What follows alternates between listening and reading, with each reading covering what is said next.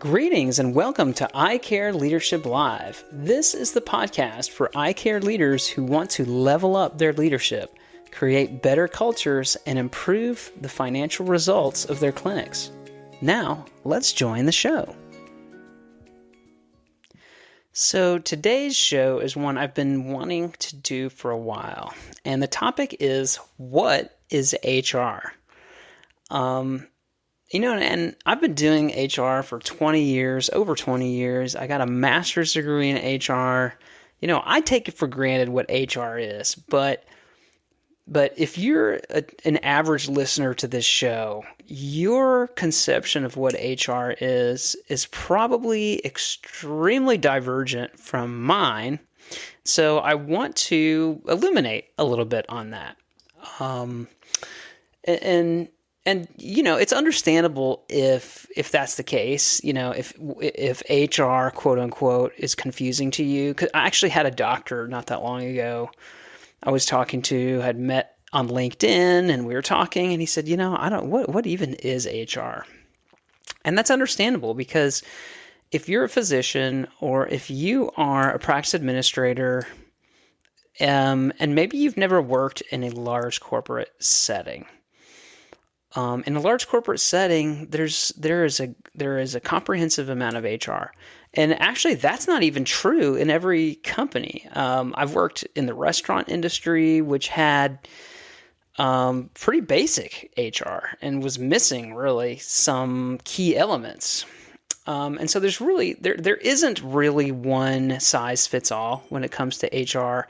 Is one thing, and another thing is it's normal to not have been exposed to HR. Some people have never worked at a place with any HR. Some people have worked in places where there was an HR person, but that person was operating on a limited basis. So first of all, let me just say, if you are a leader in a business, or you're an owner of a business, especially if you're an owner, you have HR. You have HR, and you may be saying to yourself, what are you talking about? I don't have HR. It's just me running this business. Well, guess what? You do have HR, and it's you. It's you. Because do you do any hiring? Do you do any kind of paperwork when you hire people, when you bring them on board? Do you resolve conflicts when they come up? Have you ever done any kind of research or work to make sure you're obeying labor laws at all? Have you ever had to write disciplinary actions?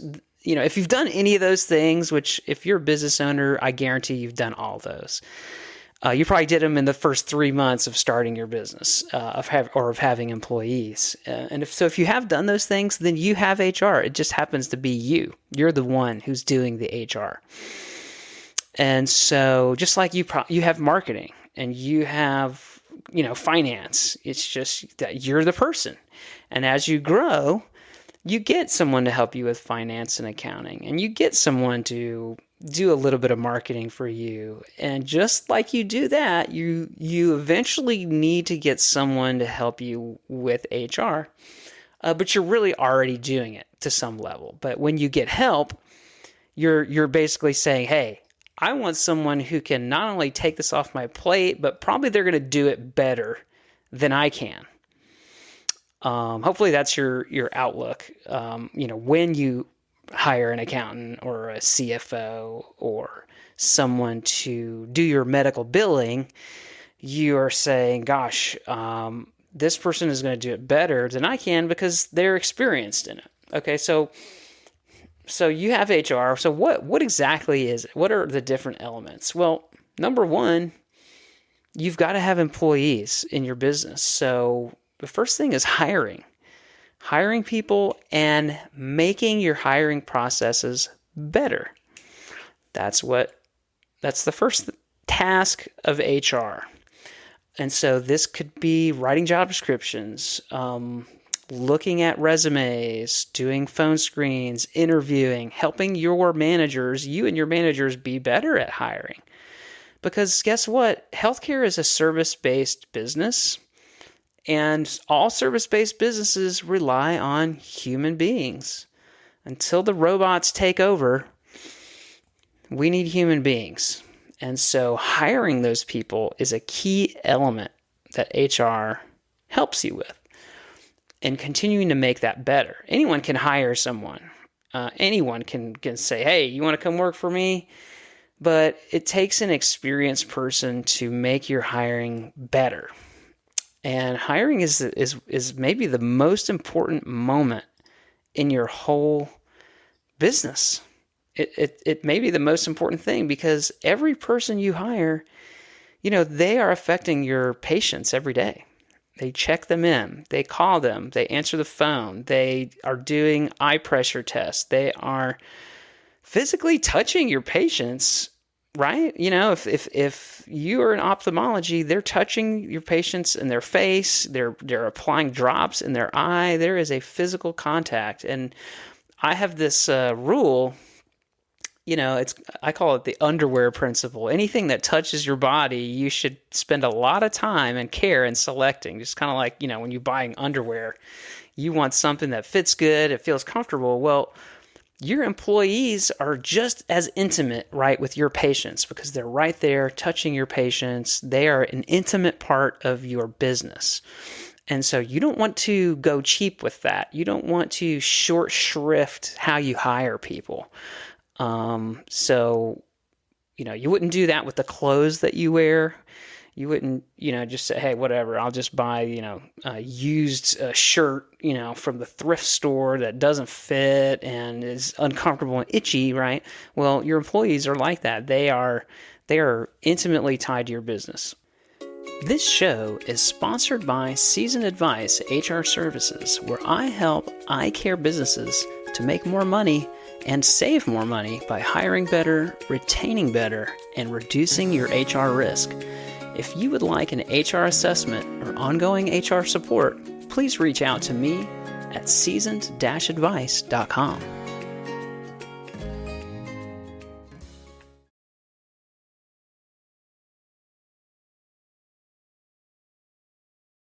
Next one, onboarding.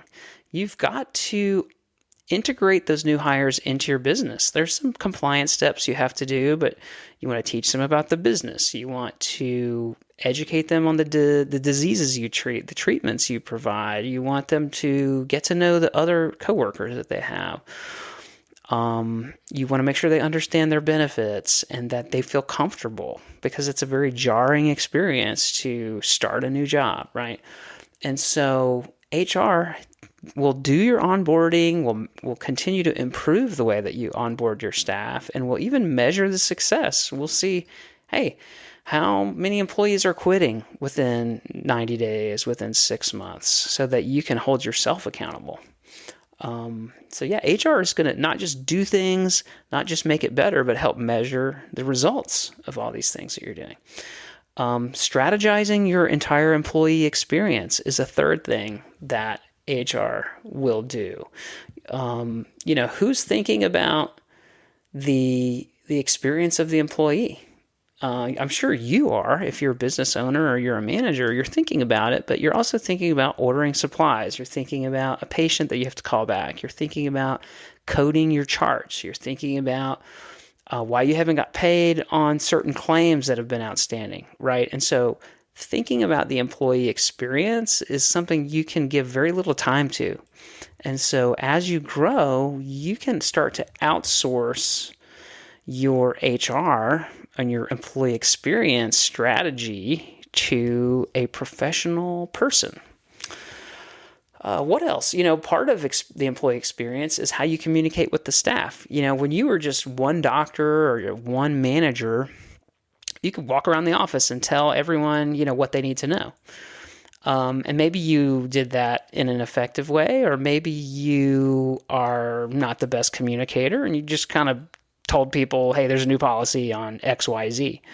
Well, an HR professional is going to help make that communication more frequent, more eloquent.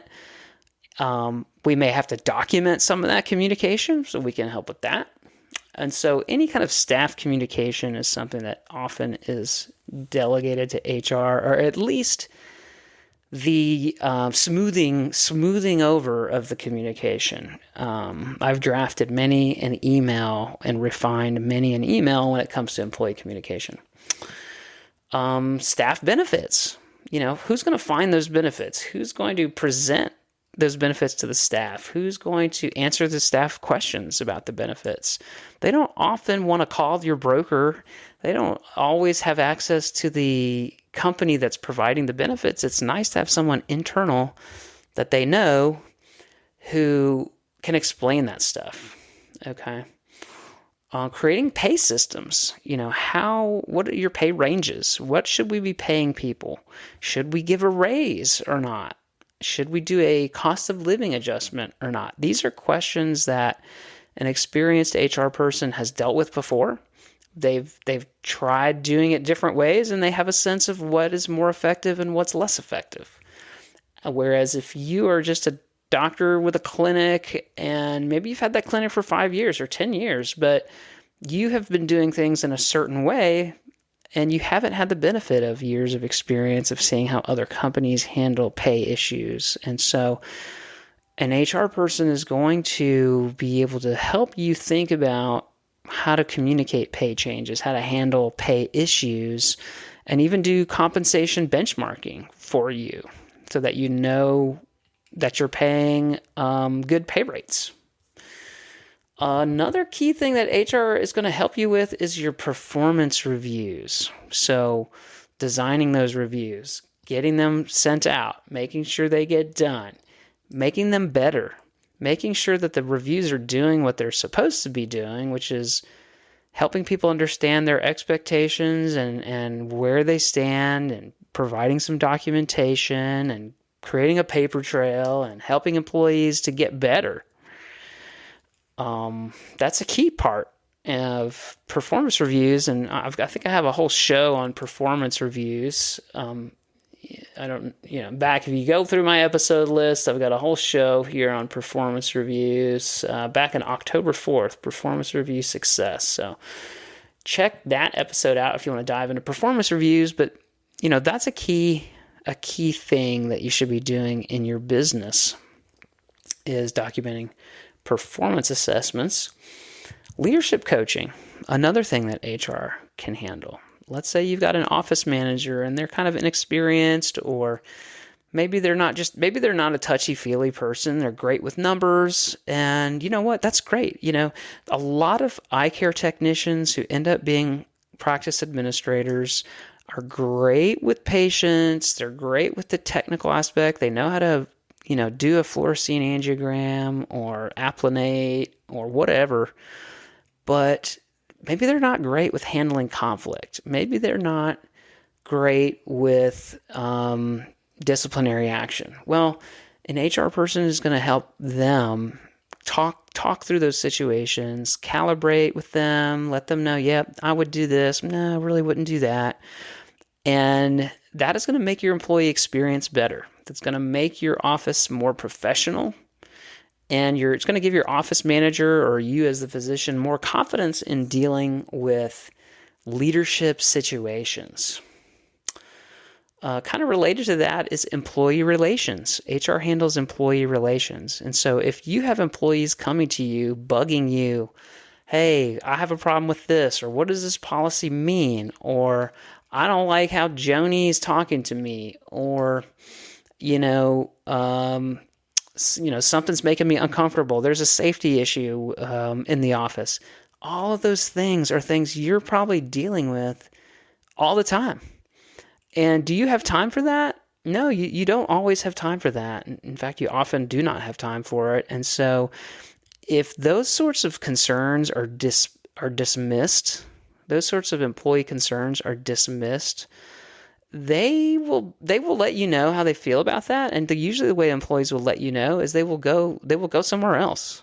And some of those things you might think are minor, like, oh, the exam room is kind of cold, or, the door doesn't close right, or my employee locker is janky or whatever. You might think these are insignificant, if let's say you're a physician or you have an office manager, you may think, man, I've got bigger problems right now. We're not getting paid on claims, or, reimbursements are going down, or I've got a new laser I need to understand. And those are huge issues. Don't get me wrong. But if you are minimizing these concerns that employees are bringing to you, those issues are not minor to them. They're not minor to them at all.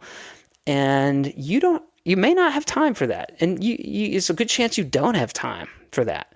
That's where an HR person can help handle those issues, can handle them for you and listen and resolve them maybe without you ever knowing, or bring them to you and say, hey, I think we need to fix the AC unit, whatever the case may be.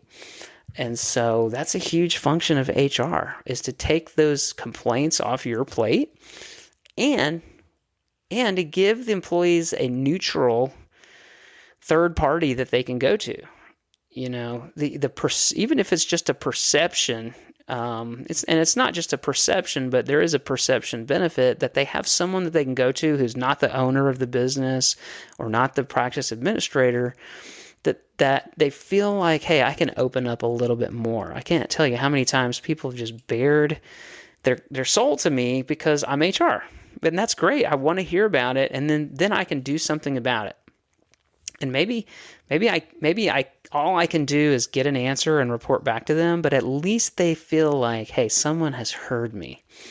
And the chances are that if you are a practice administrator or a business owner in an ophthalmology clinic, you probably don't have the time that's really needed to sit down and listen all the time. Maybe you want to get home and cook dinner with your kids, or spend time with your wife, or go to a concert. Your quality of life is being impacted by all of these things that I'm talking about right here. HR, what else does HR do? We help to make sure that you are compliant with the law. The laws are always changing, and how they're being enforced is always changing. And so HR is there to help make sure that you are complying with the law, that you know what the laws are, and a good HR person is going to let you know when there's a problem. And these laws can be gray sometimes, or there can be room for interpretation. They're going to let you know, hey, this is the risk if you do, this course of action versus another course of action, right? And they're going to advise you, and they're going to be your partner in helping you to handle things properly, which is important, because you can face civil action, criminal action, and you can be fined by a state or a federal agency if you violate certain laws. HR can handle workplace industries, and sometimes HR will run your payroll or prepare your payroll for you. And HR can partner with finance on staffing needs, help forecast staffing needs as well. So that was like 13 different things that HR does right there. And ultimately, if I had to wrap all these things up into one thing, I would say that what HR does is to help you have a more effective business through people. Whether it's hiring or retaining or keeping them engaged, HR helps you to have an effective workforce for your team. Okay? Now, what should HR not do? I do have two things that HR should not do, in my opinion, one man's opinion here. One is, unless it's a sensitive issue, HR should not be firing your staff for you. It should not be writing people up for you. That doesn't mean HR can't sit in on occasion on a disciplinary action, but I personally would not delegate those things to HR, because then HR loses its objectivity in the eyes of employees. HR then becomes like the police officer of the organization. So that's one thing I would avoid. Another thing is I would avoid making HR completely responsible for employee retention and employee culture and all that. HR can definitely advise on that and will give you input on those things, but you can't fully delegate having a great culture to any single person. If there's one person who's most responsible for culture, it is the owner of the business. It's their mindset and their support for culture that is going to make it successful or not. Now, that doesn't mean that you have to spend one day out of every week making your employees happy, but it does mean that as the owner, you have to have the right mindset and you have to empower your management team to create a good culture. So that's HR. I'd be curious to know what your thoughts are about HR. Have you worked with bad HR? Have you ever seen an HR that did all of this stuff? Have you seen HR that really failed horribly at all of these things? I would love, send me a note, send me a comment. Would love to hear that. But that's the show today. Thanks for listening. And, we're going to have some more shows coming up from some other guests, and I'm going to be recording more shows with just me, which I love to do. But that's been this episode of iCare Leadership Live. Well, that brings this episode of iCare Leadership Live to a conclusion. If you enjoyed this episode, please subscribe to the show on your podcast app and share it with someone who would value the content. I promise to bring you more guests and content to help make you a better iCare clinical leader. I also invite you to subscribe to my HR newsletter for iCare leaders. You can find information about that at seasoned-advice.com. Now go out there and lead with confidence.